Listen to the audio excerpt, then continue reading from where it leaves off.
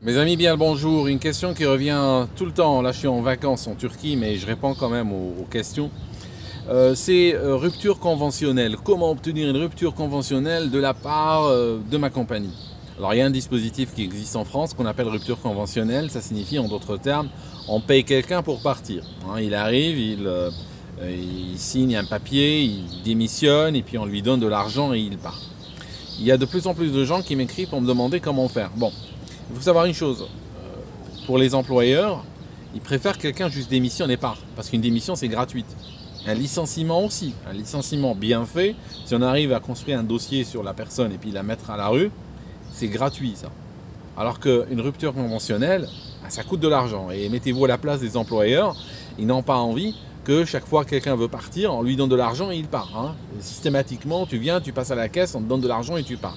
Ce n'est pas vraiment une politique qu'ils ont envie de mettre en place. Donc, d'après ce que je vois, la rupture conventionnelle reste plutôt l'exception que la norme. Et puis le plus souvent, elle est initiée par le patron, elle est initiée par la compagnie plus que par l'employé. Ça signifie que, mettons qu'on a quelqu'un qui est là depuis des années, hein, on a une personne qui est là depuis de longues années. Après, il y a des accords de branche, des conventions collectives, tout ça qui protège, ou même le code du travail qui protège cette personne contre, par exemple, un licenciement abusif qui serait considéré plus facilement abusif que quelqu'un qui est là depuis 2 mois. Et donc, cette personne, ils ont envie de s'en débarrasser, mais ils peuvent pas attendre son licenciement, sa démission parce qu'elle n'a pas envie de partir, à l'évidence. Ils peuvent pas la licencier juste comme ça parce que c'est trop risqué. Hein, si on prend quelqu'un qui est là depuis 10 ans et on licencie, c'est un peu chaud hein, parce que ça peut très mal tourner par la suite. La personne peut aller porter plainte et tout, et puis remettre en cause le licenciement, exiger des dédommagements et tout ça. Hein, et quand la personne est là depuis longtemps, bah, ça tient bien devant les prud'hommes et autres. Donc, ce que l'employeur peut faire, c'est de se dire on va payer, se débarrasser de lui. On va essayer de négocier. Donc, on dit à la personne, écoutez, bon, voilà, vous plaisez pas ici, à l'évidence, nous, de toute façon, on est dans des mutations, votre rôle n'a plus raison d'être et tout. Vous partez, on vous donne un chèque de temps et voilà. Et si la personne, de toute manière, s'emmerdait dans son job, bon, on se dit, allez, je prends l'argent et je pars. Donc ça, c'est une possibilité. Par contre, allez vous-même, comme ça, de but en blanc, surprendre votre manager, bonjour, je veux une rupture conventionnelle. Ça, c'est dur parce que la plupart du temps, ils vont vous dire non. Ça, c'est le premier point. Et deuxièmement, ils peuvent retenir ça contre vous. C'est-à-dire qu'ils peuvent faire ceci. Ils peuvent déclarer la chose suivante. Que la personne a demandé une rupture conventionnelle. On lui a refusé la dite rupture conventionnelle. Par la suite, on a constaté que sa performance a baissé. Et donc, on a dû le licencier. Donc, vous pouvez demander une rupture conventionnelle. 3 mois plus tard, vous vous faites licencier. Et après, vous aurez du mal à vous défendre. Parce qu'ils pourront toujours, ils ont la preuve, ils ont l'email, ils ont tout, ils ont les documents, que vous vouliez partir, vous n'aviez pas envie de rester dans l'entreprise, vous vouliez partir vraiment. Et vous l'avez signifié, je veux démissionner, je veux partir, parce que c'est ça la rupture conventionnelle. C'est je demande à partir, j'ai plus envie de travailler pour vous. Donc vous aviez signifié votre envie de partir. Et vous vouliez de l'argent en retour. Ils vous ont refusé ça. Ok. Donc, à partir de là, il est très facile de développer le narratif que une fois qu'on vous a refusé la rupture, eh bien vous avez fait quoi? Vous avez commencé à ne plus être à l'heure, à ne plus faire votre travail, à ne plus répondre aux emails, à faire les choses par-dessus la jambe, et que finalement, au bout de 3 mois, on a dû se résoudre à vous licencier, en vous donnant 0. Donc faites très gaffe quand vous allez juste comme ça demander une rupture conventionnelle, parce que ça peut être retenu contre vous. Et d'ailleurs, dans une entreprise, tout ce que vous dites, n'est-ce pas? C'est la même chose que lors d'une arrestation, tout ce que vous dites pourra être retenu, et sera d'ailleurs retenu contre vous plus tard.